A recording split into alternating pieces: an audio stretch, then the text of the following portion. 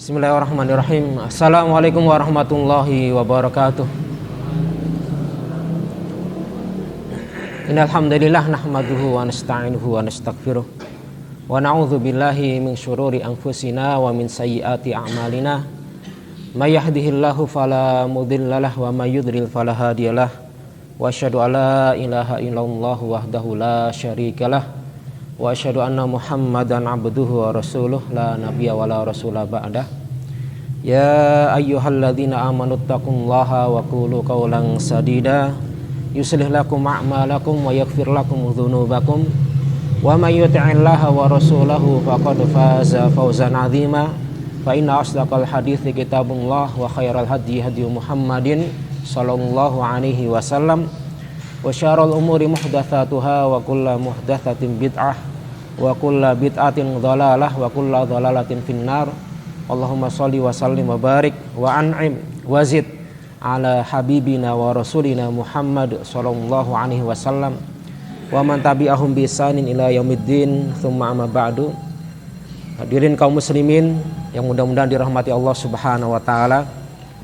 Pada kesempatan yang berbahagia kali ini kita akan bersama-sama mengkaji tentang adab-adab Islami yang perlu dan penting untuk kita bersama ketahui, karena adab-adab ini sering kita temui bahkan kita lakukan dalam kehidupan kita sehari-hari. Adab yang dimaksud adalah adab tentang walimah. Walimah sudah ma'ruf ya, mafhum ya. Sering kita mendapatkan undangan tentang walimah.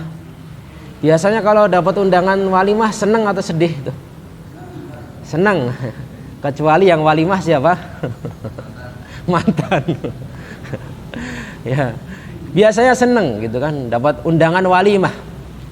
Nah, al-walimatu, walimah itu fil lughah atau lughatan secara bahasa ma'khudhatun minal walmatu atau al-walam wa huwa tamamu syai' wa ijtima'uhu. Walimah itu dari kata al-walam atau walmah, artinya kesempurnaan sesuatu dan perkumpulannya, bergabung, berkumpul dalam satu tempat ya.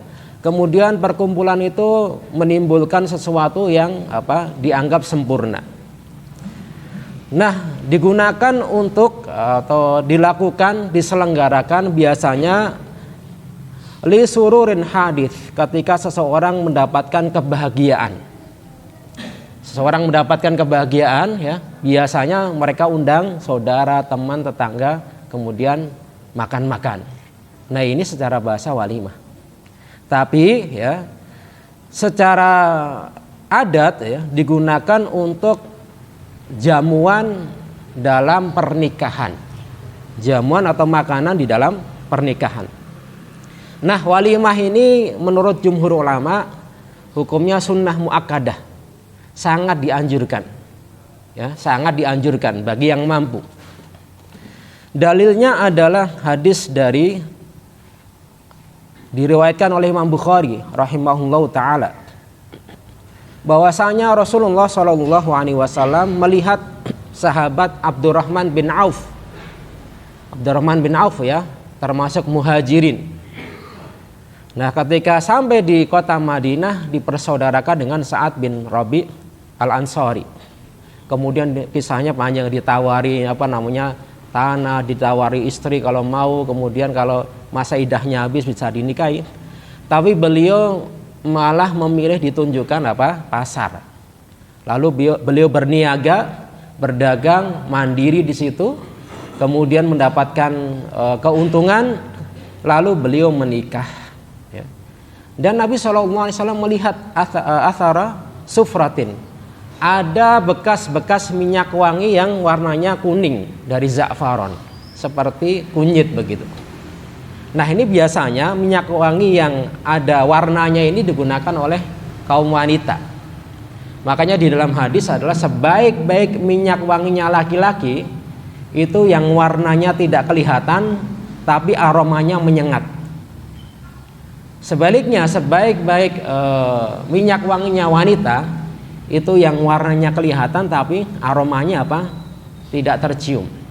Berarti wanita boleh memakai minyak wangi, boleh, asalkan tidak digunakan ketika keluar rumah.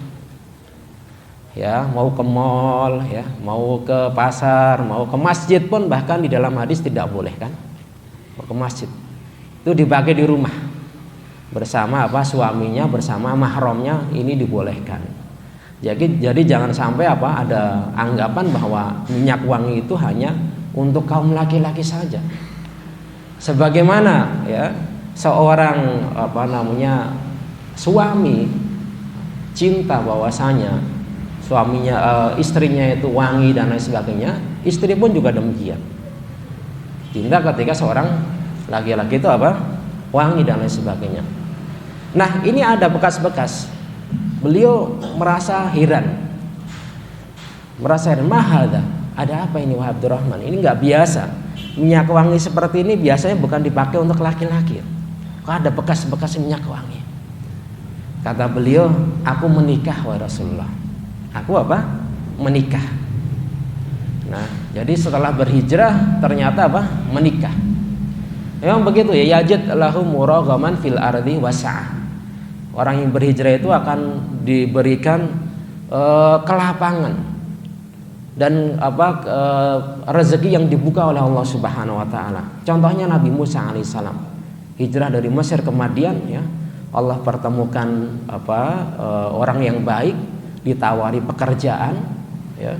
Lalu mendapatkan tempat tinggal plus mendapatkan istri atau jodoh. Abdurrahman bin Auf juga demikian. Lalu beliau mengatakan,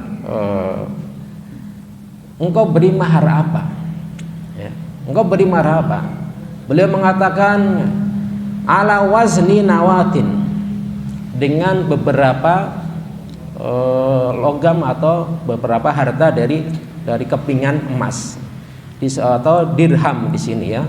Kadarnya kata para ulama khamsatu darahim, 5 dirham, tinggal dikalikan saja. Ya ini ya. Kemudian beliau mengatakan barakallahu lak, semoga Allah memberkahimu wahai Abdurrahman.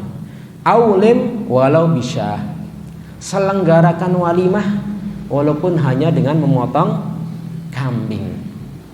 Nah ini yang paling afdal, to'am atau makanan walimah itu dengan daging. Itu ketika seseorang mampu. Tapi kalau tidak mampu boleh dengan apa saja. Seperti Nabi SAW ketika beliau menyelenggarakan walimah, beliau hanya membentangkan karpet atau tikar begitu, kemudian dikeluarkan roti dan kurma dan keju. Kemudian para sahabat makan. Ya kalau kita misalnya nggak mampu dengan nyewa catering, pesan dan lain sebagainya, belikan nasi misalnya dengan goreng.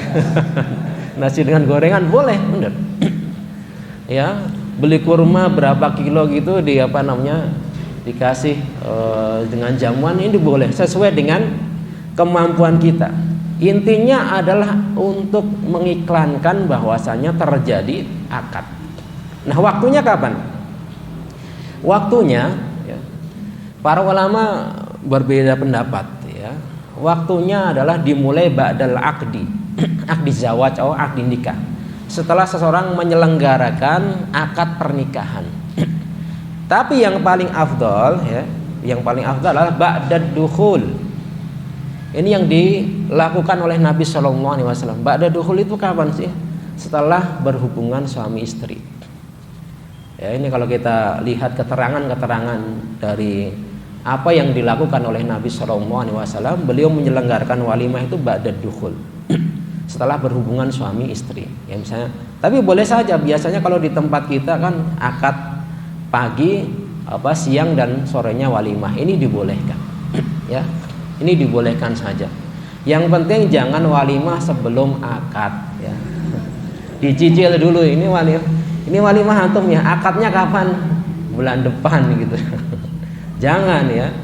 Jadi ba'dal akad ya, ba'da akad ya, setelah akad nikah, dan yang lebih afdal adalah ba'da dukhul, setelah berhubungan suami istri.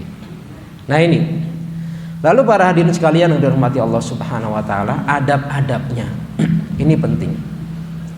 Adab-adab seorang menyelenggarakan dan menghadiri walimah. Yang pertama, yambaghi al-hadr minal israf fil walimah fal islamu dinul adl wa tawassut. Ya. Kita pending dulu nih ya. Jadi yang pertama, hendaknya tidak pemborosan ketika menyelenggarakan walimah. Walaupun dia orang kaya dan mampu, tidak pemborosan. Pemborosan dalam apa? Ya dalam misalnya jamuan. Ada ya orang yang menyelenggarakan walimah itu di beberapa tempat untuk menaikkan apa? Seorang ini ya, kedudukan di masyarakat. Berlomba-lomba. Semakin mewah itu biar terlihat semakin ini ya, semakin mampu dan lain sebagainya. Kadang ada juga apa? Dengan hidangan-hidangan yang sebenarnya itu apa? Kurang diminati ya. Begitu juga dalam masalah pakaian. Kadang orang menyewa pakaian itu sampai puluhan juta. Pakaian gaun pengantin misalnya. Ya, sudah tidak menutup aurat ya. Habis itu buat jalan susah. Harus di belakangnya harus diangkat sama 2 orang atau 3 orang gitu kan. Bisa nyapu lantai gitu.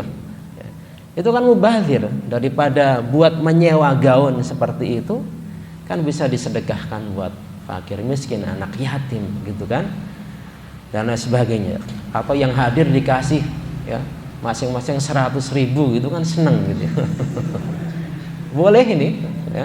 Daripada untuk menyewa seperti itu, atau menyewa misalnya di dalam Islam gitu kan, nyewa misalnya itu penari dan penyanyi dengan organ tunggalnya yang apa mantap, mungkin dia nyanyi di situ, disewa di situ ya. Itu kadang sampai apa berjuta-juta. Padahal yang hadir sebenarnya bukan ingin menikmati goyangan dan jogetan para penyanyi itu. Intinya adalah mendoakan orang yang sedang akad biar dapat barokah, biar mendapatkan keluarga sakinah, mawadah, warahmah. Yang kedua, yushra'u li sahibil walimah an yad'wa ahlahu wa aqaribahu wa jiranahu wa ashabihi kama yambaghi ayyad'wa laha ahlul khair wassalah. Dianjurkan untuk mengundang siapa? Mengundang kerabatnya, temannya dan orang-orang soleh. Ya, orang-orang soleh disebutkan oleh Nabi SAW. Syarut ta'am ta'amul walimah yud'a ilaihal aghniya dunal fuqara. Jadi seburuk-buruk makanan walimah itu hanya mengundang orang-orang kaya saja dan tidak mengundang orang-orang miskin. Orang-orang miskin nanti sumbangannya nggak ada mungkin ya. Jadi kadang ada orang yang menyelenggarakan walimah itu untuk mendapatkan apa? Sumbangan dari yang hadir. Sampai apa bahkan ini ya, kalau nggak nyumbang apa ngamplopin apa namanya itu ya, istilahnya begitu. Dia apa malu, bahkan di terang-terangan ditulis, bahkan amplopnya itu dibuka di depan di depan dia sendiri ditulis begitu, kan bikin haraj itu. Sebenarnya masyru'iyah atau disyariatkan walimah itu kan bukan untuk itu. Kita ya sebagai sahibul hajat itu justru memuliakan tamu yang hadir kepada pemilik atau penyelenggara itu. Dan orang-orang miskin justru dia yang paling utama mendapatkan dakwah atau undangan walimah. Karena orang-orang kaya mungkin udah biasa menikmati sekerat daging dari binatang apa yang disembelih ketika walimah. Tapi orang miskin kadang untuk memakan daging saja nunggu Idul Adha, gitu kan? Nah, ini realita, gitu kan? Makanya apa? Ini yang lebih utama. Selanjutnya yang ketiga, ya, adabnya ketika seorang menyelenggarakan walimah, istihdharu niyah tatbiqus sunnah. Jadi niatnya itu adalah untuk mengamalkan sunnah Rasul Shallallahu Alaihi Wasallam, sebagaimana perintah kepada Abdurrahman bin Auf tadi, aulim walau bisyah. Jadi selenggarakan walimah walaupun dengan apa? Seekor kambing gitu ya. Yang ke selanjutnya, al-hadar minat tasyabbuh bi ghairil muslimin. Hendaknya ketika walimah itu dihindari tasyabbuh, menyerupai orang-orang selain orang Islam, orang-orang kafir. Dalam masalah misalnya berpakaian, ya, berdandan dengan menyambung rambut misalnya, dengan pakaian yang terbuka dipajang di depan hadirin gitu kan, sehingga sang hadirin yang hadir dalam walimah tersebut, ya, dia berlama-lama, ya, berlama-lama dalam apa? Dalam menghadiri itu. Tujuannya bukan makan, mungkin hanya foto-foto apa sang pengantin, karena itu ya terbuka auratnya. Atau misalnya dengan tadi ya, sebenarnya tempatnya luas, tapi tidak dipisah antara laki-laki dan wanita, dicampur. Ini juga seharusnya apa dihindari. Kalau bisa dimaksimalkan ya, dipisah gitu. Kemudian disediakan tempat duduk ya, minimal ada tikar buat makan gitu. Jadi bukan standing apa party seperti itu. Jadi makan sambil berdiri, minum sambil berdiri. Gak apa-apa, saat biar murah, nggak nyewa kursi gitu ya. Ya kalau nggak mau nyewa kursi misalnya bisa kan digelarin tempat duduk. Lebih enakan juga ketika makannya sambil duduk gitu ya. Nyaman juga itu hadirin itu. Lalu yang selanjutnya para hadirin sekalian, idza da'a ya, ithnani fa aktsar. Kalau ada yang ngundang itu kebetulan hari ini ada undangan 2 orang yang walimah. Ya. Maka mana yang didahulukan? Mana yang didahulukan? Kalau bisa dijamak, artinya bisa dua-duanya dihadirin semuanya. Kalau nggak bisa ya, maka yang apa? Yang paling dekat dengan kita. Yang paling dekat dengan kita. Adapun yang jauh kita minta izin, minta udzur bahwa kita mungkin ada acara atau agenda yang lain sehingga tidak bisa hadir dalam walimah tersebut. Kalau yang sedang diundang itu ternyata misalnya sedang berpuasa para hadirin sekalian. Kadang ada juga kan misalnya ini bulan Syawal gitu. Dia sedang mengqadha puasa Ramadan. Lalu bagaimana? Apakah tidak menghadiri atau hadir? Tetap hadir. Ya, tetap hadir. Ketika dia puasa wajib ya, maka dia hadir kemudian mendoakan kepada sahibul hajah.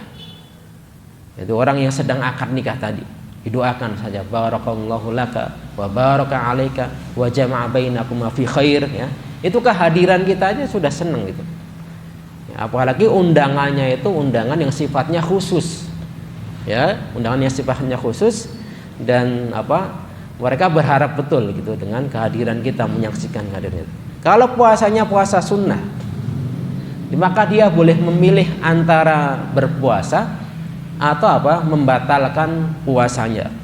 Jika ternyata sahibul hajah ini orang yang mengundang itu benar-benar dia berharap kita menikmati hidangan walimahnya, maka yang lebih baik kita batalkan puasa liidkhalis surur untuk membahagiakan kaum muslimin atau saudara kita. Karena mungkin dia akad nikah itu enggak setiap bulan akad nikah gitu. Mungkin beberapa kali maksimal 4 kan, maksudnya kalau dalam punya istrinya 4, atau boleh daripada itu selama enggak lebih dari 4 gitu kan. Nah ini kan artinya waktu yang atau momen yang jarang begitu, maka dibolehkan untuk membatalkan puasanya. Nah itu kemudian ya, bagaimana dengan orang yang menghadiri walimah? Kalau tadi berkaitan dengan orang yang menyelenggarakan walimah. Yang pertama adalah adab menghadiri walimah, tidak datang semata-mata untuk makan gratis ya. Jadi hadir ke tempat walimah itu, wah ini mumpung makan gratis ya, apalagi prasmanan gitu kan, lengkap, biasanya makan cuma sama nasi sama sambal sama telur gitu kan, atau T3 telur tahu tempe gitu kan.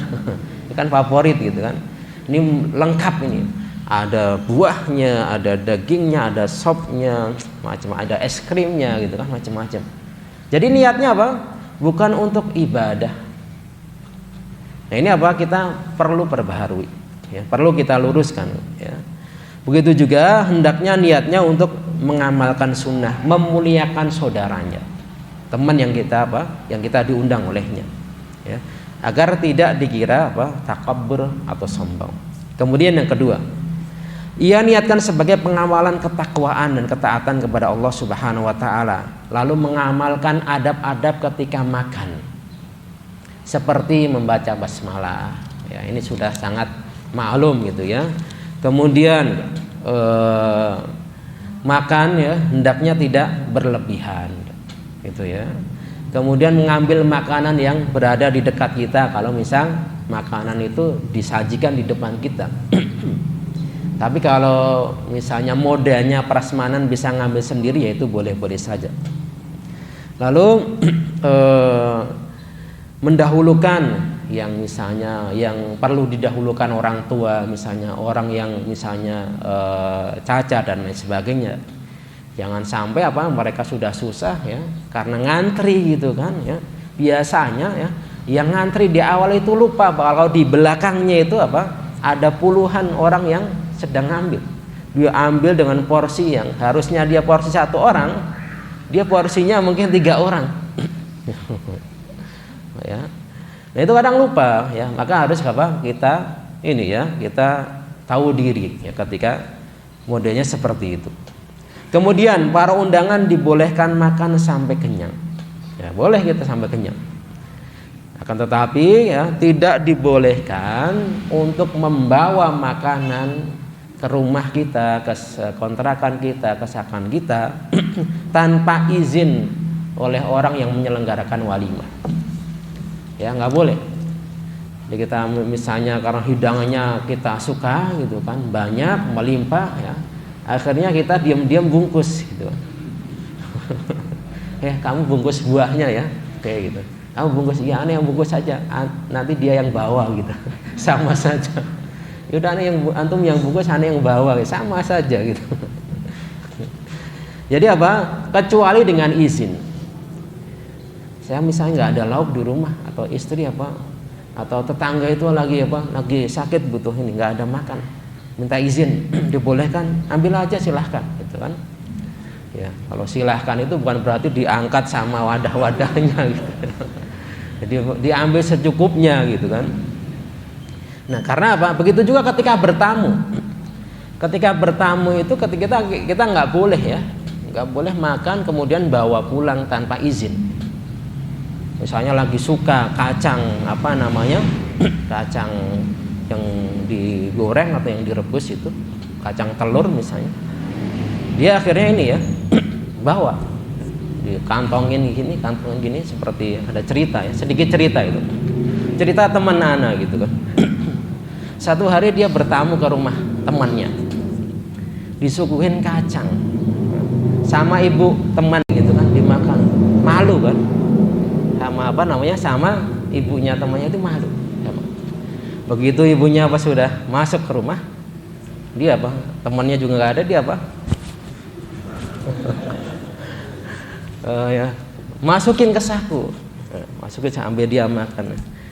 Nah, ketika mau pulang sampai di depan rumah, dia kan pakai sepatu. Pas pakai sepatu itu tumpah semua itu. Kan malah malu gitu kan, ya. Malu gitu kan, ya, tadi disuruh makan dia malu-malu, ternyata di sakunya banyak itu, masukin ke saku. Ya, kalau misalnya kita pengen banget, izin kepada milik makanan tersebut. Kemudian jika orang yang diundang telah duduk di depannya, maka ia tidak boleh memberikan makanan tersebut kepada orang lain, ya, artinya dia lebih berhak gitu, ya. Lalu, ya, sebagaimana adab di dalam Al-Qur'an, ya, wa idza ta'imtum, ya, fantashiru wala musta'nisina li hadits. Jika kita sudah diberikan hidangan makanan, ya, maka segera bubar. Wala musta'nisina li hadits, jangan berlama-lama ngobrol di tempat orang yang sedang walimah. Kalau ayat di surat Al-Ahzab itu kana yu'dhin nabi, itu mengganggu.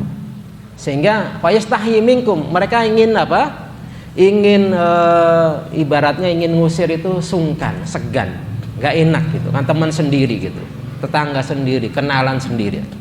Jadi setelah makan pulang itu dianjurkan, karena itu akan lebih meringankan orang yang menyelenggarakan walimah. Kecuali sang penyelenggara itu pengen kita tunggu di situ, berlama-lama di situ, itu nggak apa-apa. Jangan sampai setelah walimah kita datang di habis duhur ya, makanan udah selesai, kemudian minta kopi, ngobrol gitu kan, ngopi sampai asar gitu kan, belum pulang juga gitu kan. Itu kan mengganggu orang yang menyelenggarakan walimah ya. Kursinya sudah diberesin semuanya gitu, kita masih di situ. Nah, maka apa? Kita hindari hal seperti itu. Kemudian dianjurkan untuk mendoakan ya, mendoakan orang yang menyelenggarakan walimah.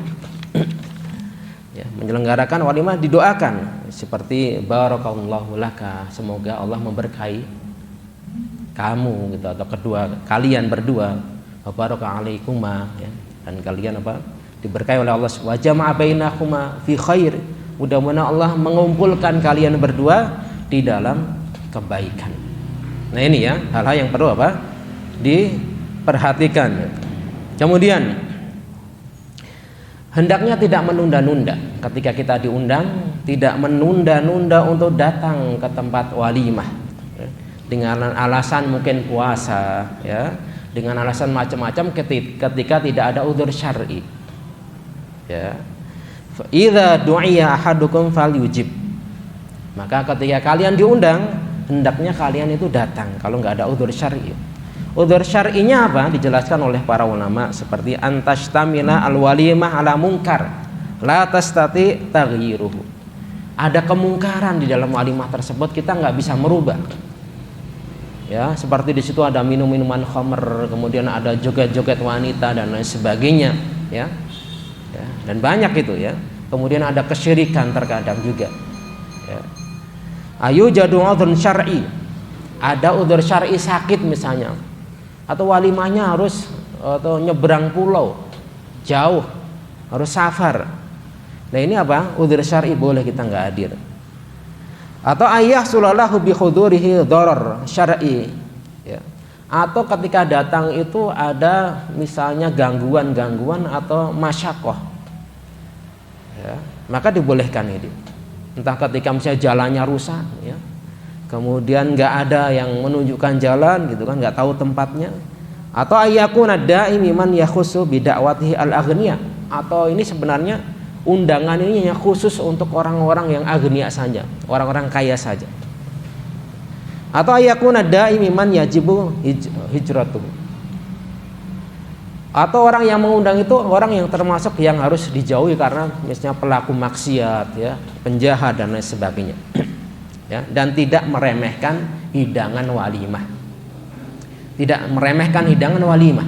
Apapun yang dihidangkan oleh sahibul hajah, hendaknya kita menerima ya, dan tidak mengomen ya, tidak ngasih komentar dalam masalah ini makanan nggak enak ini, tapi dihabisin juga sama dia kan, bahkan bawa pulang gitu.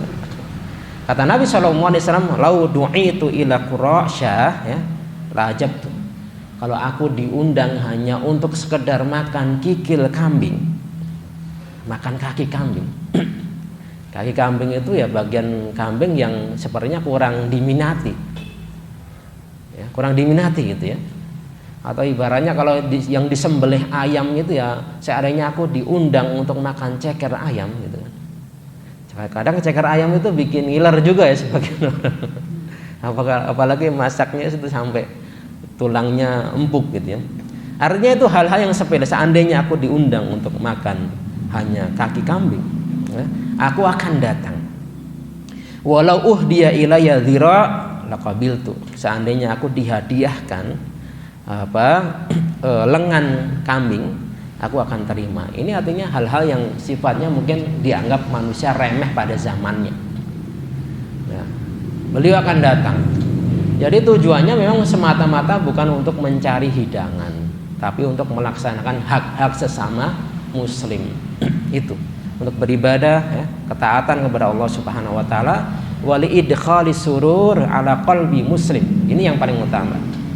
Menyenangkan saudara kita. Ya, menyenangkan saudara kita yang mengundang kita.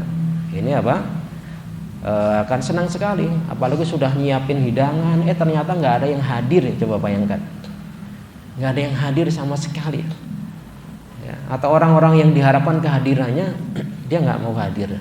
Nah ini kan saudara kita yang seharusnya bahagia di momen pernikahan dia, ternyata kebahagiaannya tidak sempurna, dikurangi gitu ya. Nah ini para hadirin sekalian yang mudah-mudahan bisa disampaikan ya, bermanfaat pada kesempatan yang berbahagia kali ini tentang adab-adab walimah, adab-adab menyelenggarakan, begitu juga adab menghadiri walimah. Tentu mungkin kita sudah sangat paham, tapi untuk mengingatkan ya, betapa Islam itu sangat menjunjung tinggi adab-adab ya. Sehingga kalau adab-adab ini dilaksanakan dalam kehidupan kita sehari-hari sebagai seorang muslim akan menimbulkan keberkahan. Keberkahan bagi yang menyelenggarakan, keberkahan bagi yang menghadiri walimah tersebut ya. Mudah-mudahan ini yang bisa disampaikan. Kurang lebihnya mohon maaf. Subhanakallahumma bihamdika asyhadu an la ilaha illa anta astaghfiruka wa atubu ilaik. Assalamualaikum warahmatullahi wabarakatuh.